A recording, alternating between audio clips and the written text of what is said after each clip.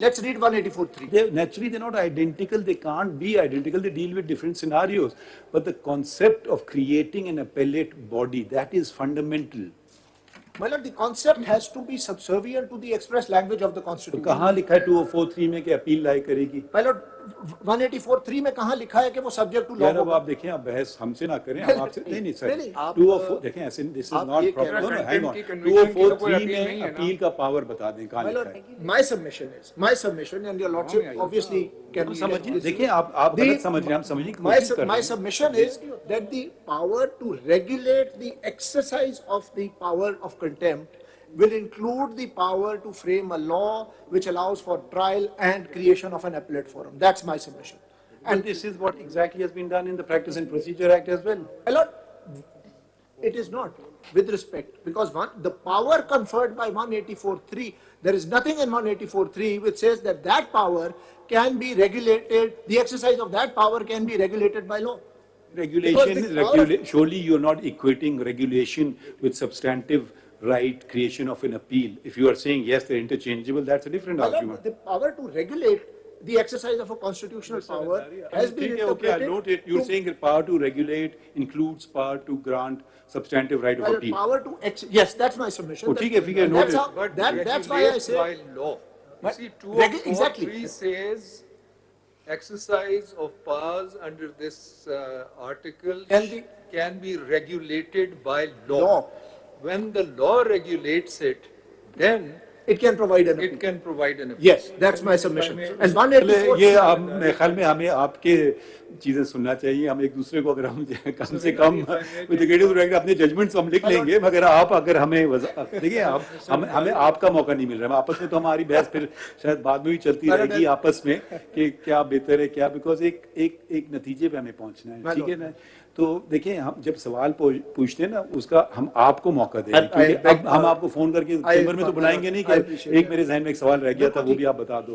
तो यहाँ आप हमें बता दें जो चीजें जो आपको, अगर आप देखिए अगर कोई दुश्वारी आ रही है तो आप कह दीजिए मुझे, मैं लिख के भी दे सकता हूँ, ये भी आपको मैंने लिख के दे दिया. मैं फिर से बिल्कुल I bow to that. Exactly.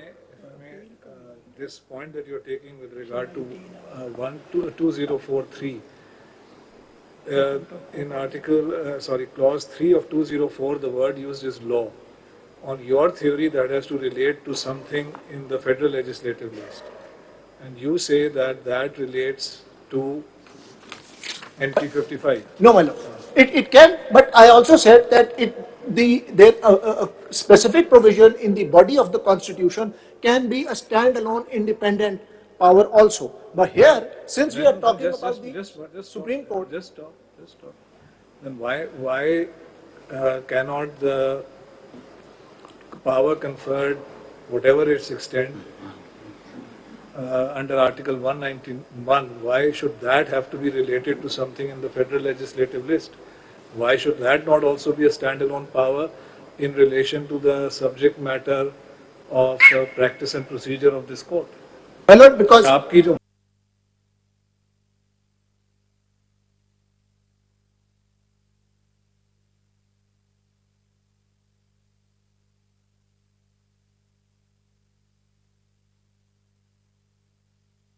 in 204 में आप कह रहे हैं कि law as used over there is standalone, it doesn't need to relate to anything. I'm saying it is connected. I'm saying that Which one then? It is then 2043 का जो है law जो वहाँ पे जो इस्तेमाल किया गया है, which entry does it relate to? Well, entry 55. If it relates to entry 55, that says expressly authorized to enlarge the jurisdiction. Expressly authorized by or under the Constitution. इसमें तो नहीं है कोई. Well, I would say this would fit in probably in the under the Constitution category. In 185. But it has to be express. It's not express.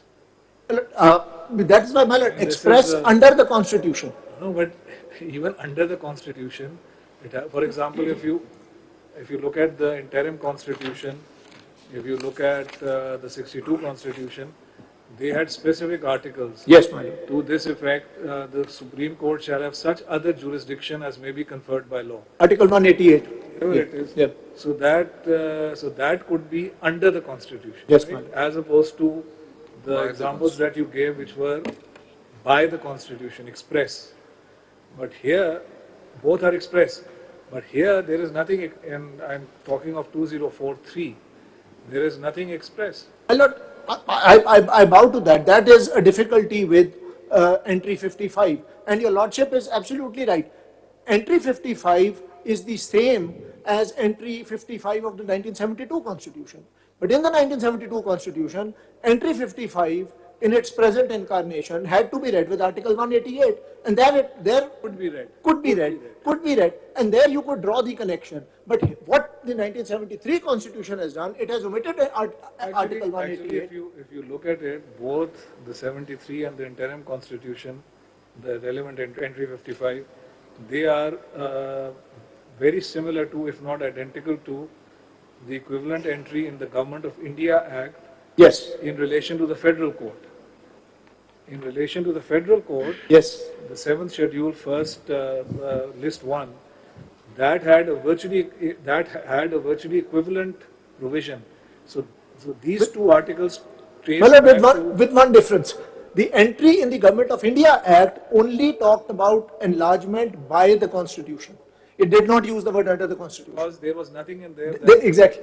So, here we have the the interim constitution, which did have that article, and the 73 did not. But by or under is there. by and under is there. Now, your lordships have to Zain- give some meaning to the words under the Constitution. So that's the question. You see, just so summing it up, what you said so far is that under 191, the law that's mentioned there draws its strength from 55. So there has to be a law relating to enlargement of jurisdiction, and within that law, there will be an ancillary provision relating to practice and procedure, and that's the only way to harmonize the two. So I have two questions. One, that when we talk about under the Constitution, to such extent as is expressly authorized by or under the Constitution. So by to the Constitution mein aa gaya. So what does under the Constitution mean? Number one, and number two, the jurisdiction vested in the Supreme Court, like under the Competition Act, as I asked earlier, Section 44 says there's an appeal.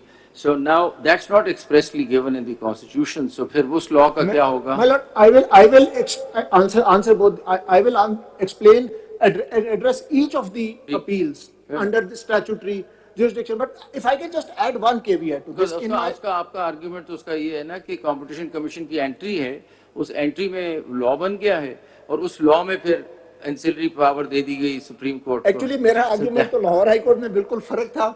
My ladyship, Justice Aisha Malik did not accept that. So I will go by the law declared by my lady, your ladyship. Which is under challenge before us now. It is under challenge before Then your don't lordship. talk about cases which are under challenge. मुनासिब नहीं होगा. जी ठीक है, मैं इसीलिए मैंने वो obviously अपने written submissions भी और किए. इसी के आपको I just want to put a question is पर आप उसका इकट्ठे जवाब दे दें.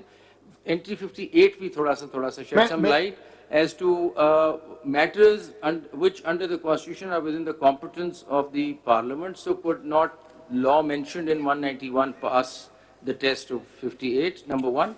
And what does it mean to relate to the Federation? मैं इस पे ये बस. I will address. If I can just add